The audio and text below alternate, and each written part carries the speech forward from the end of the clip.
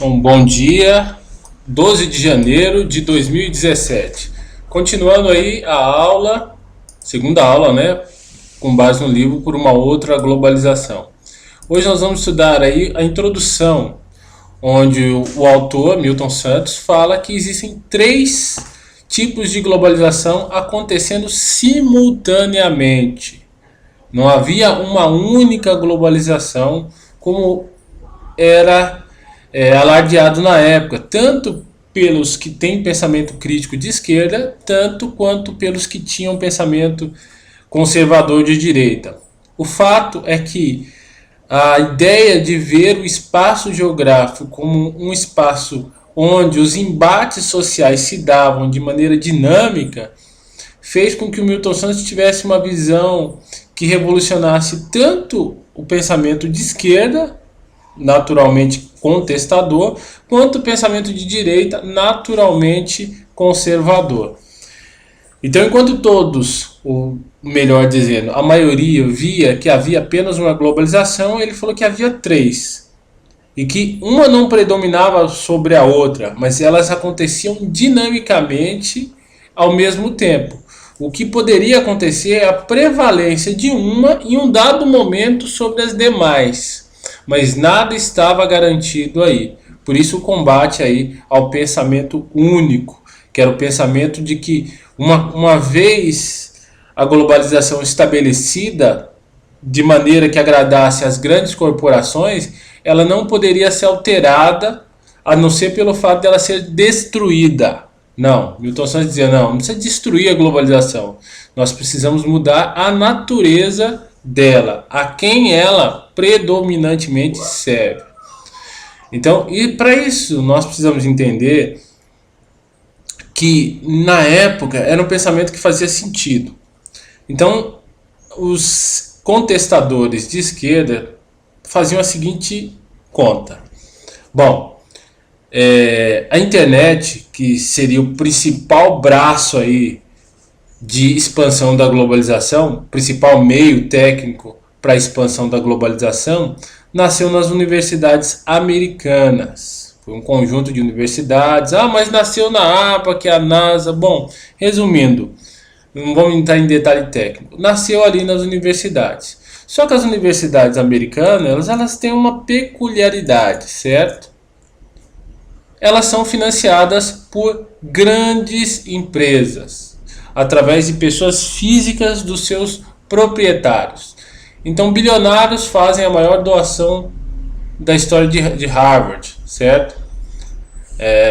Então, as grandes empresas nascem de lá porque os bilionários eles têm interesse em doar dinheiro para Harvard, como também as demais universidades, Stanford, MIT, todas elas recebem dinheiro de instituições privadas ou de pessoas físicas que pertencem a instituições privadas. Então é um autofinanciamento.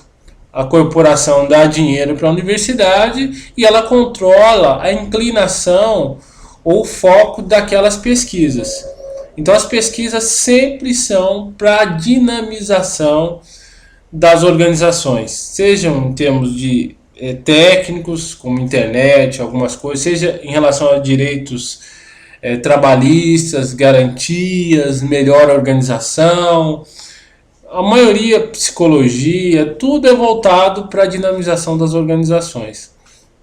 Então fazia sentido que na época os críticos da globalização olhassem ela como uma coisa perversa mesmo, porque financiada por corporações, desenvolvido em universidades financiadas por corporações, com o objetivo de servir corporações.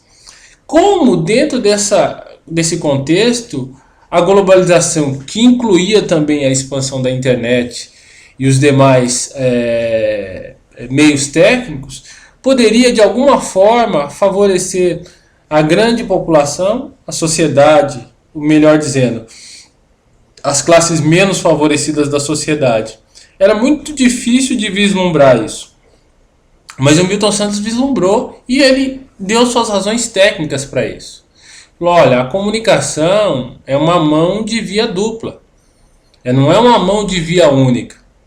Enquanto uma ditadura é uma mão de via única que só impõe restrições, impõe limitações e cobra, e a população, a sociedade como um todo não consegue auferir ganhos expressivos com essa relação, a comunicação, o aumento da comunicação e das corporações não seria assim.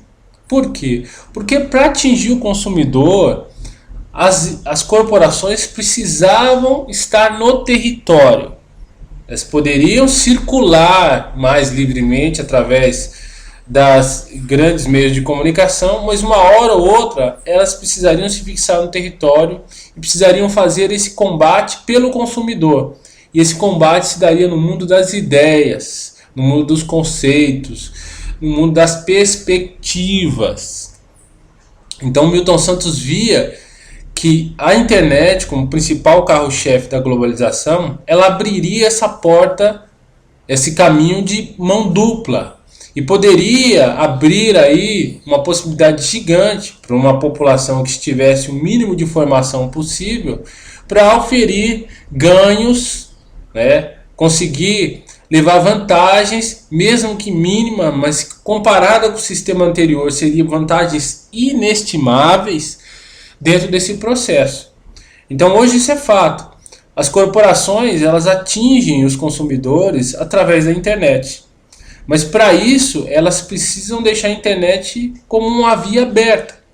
Então você pode sim ter acesso a um produto, por exemplo, um carro, via internet. Você pode comprar, diminui mão de obra, diminui impostos, diminui uma série de custos operacionais para as corporações.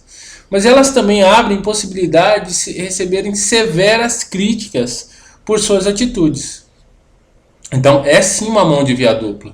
Ao mesmo tempo que elas têm que se esforçar para manter o seu produto adequadamente dentro dos padrões morais da sociedade, elas também recebem críticas vorazes dos internautas e das pessoas que participam dessa rede. Então é uma mão de via dupla. E isso o Milton Santos tentou mostrar já na década de 90. Ele olha o sistema, o espaço geográfico onde se dá a luta pela hegemonia do sistema capitalista, daí a mudança, não é mais paisagem, mas o espaço geográfico, que é o local de luta do sistema capitalista para se impor na sociedade como um todo, ele é sujeito sim a revés, sujeito sim a contragolpes, contrapartidas. E as pessoas precisam saber que essas contrapartidas elas são reais. Então, desde a década de 90, ele já falou que o espaço geográfico era formado por duas coisas: sistemas de objetos e sistemas de ações. As corporações detêm aí os sistemas de objetos, que por exemplo um carro é um objeto, e os sistemas de ações, que é o imaginário, por exemplo, do brasileiro, que o brasileiro ama carro. O brasileiro é ficcionado por carro. O brasileiro ama o carro como se fosse um parente da família, um membro da família. Então esse é o sistema de ações. O sistema de objetos, ele é estruturado e sustentado por um sistema de ações que inclui sistemas de ideias.